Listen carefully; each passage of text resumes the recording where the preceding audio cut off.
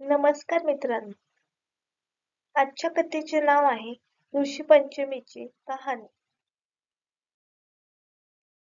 एक आटपट नगर होतं. तिथं एक ब्राह्मण राहत होता. शेती-भाती करून सुखानं नांदत होता. पुढं एक दिवशी त्याची बायको शिवेनाशी झाली. विटा तसाच घरात कालविला. त्या दोषामुळे तिचा पती पुढील जन्मी बैल झाला. तर तिला पुत्रीचा जन्म मिळाला.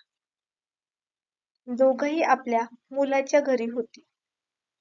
मुलगा धार्मिक वृत्तीचा होता. देवधर्म, श्राद्धपक्ष तो करत असे. घरी आलेल्या ब्राह्मणांचा योग्य तो सत्कार करत असे. एके दिवशी त्याच्या घरी श्राद्ध आलं. त्यानं आपल्या पत्नीला खीरपुरीचा स्वयंपाक करण्यास सांगितलं.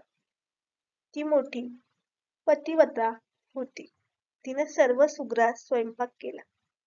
पण खिरीचं भांड उघडं होतं. त्यात सर्पानं आपलं गरळ टाकलं. हे त्या कुत्रीनं पाहिलं. तिच्या मनात विचार आला, ब्राह्मण ही खीर खातील आणि मरून जातील. मुलाला ब्रह्महत्येचं पातक लागेल. म्हणून ती पटकन उठली. जाऊन त्या खिरीच्या पातेल्याला शिवली. ब्राह्मणाच्या पत्नीला राग आला.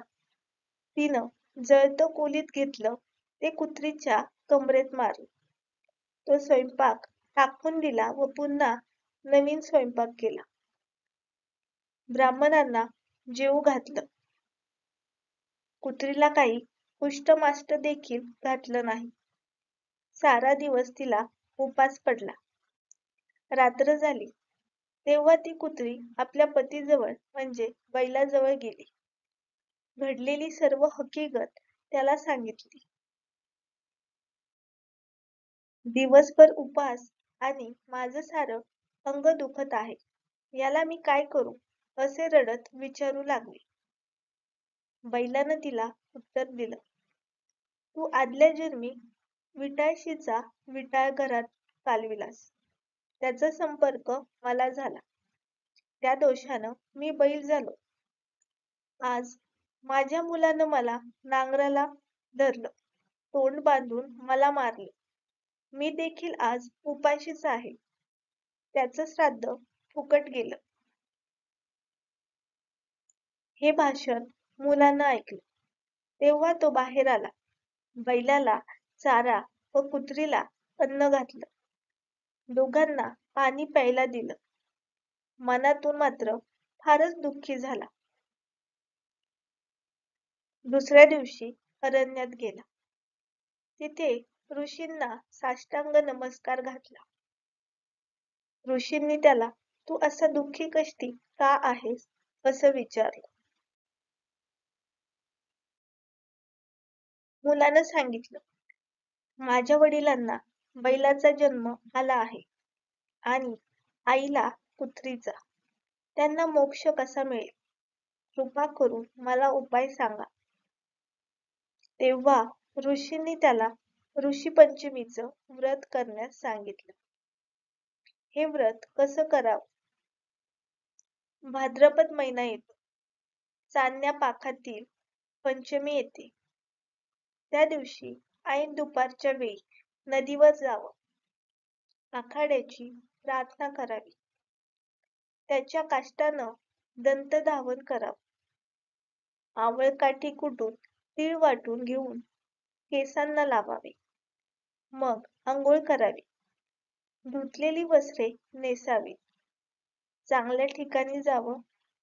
अरुंधतीसह सप्तऋषींची पूजा करावी.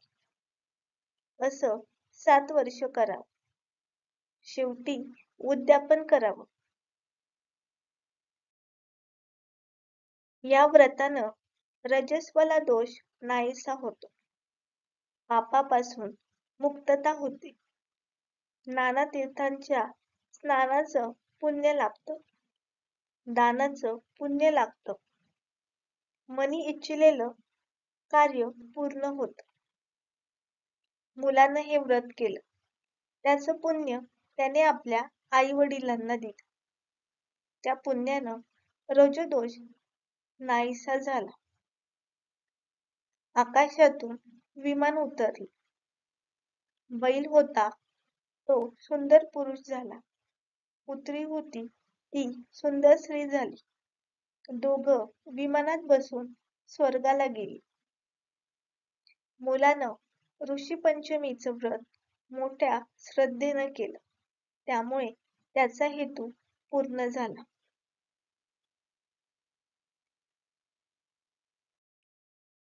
मित्रांनो, आजची गोष्ट तुम्हाला कशी वाटली हे कमेंट करून कळवा. गोष्ट आवडली असेल तर व्हिडिओला लाईक करा, व्हिडिओ शेअर करा आणि आपल्या चॅनेलला सबस्क्राईब करायला विसरू नका. धन्यवाद.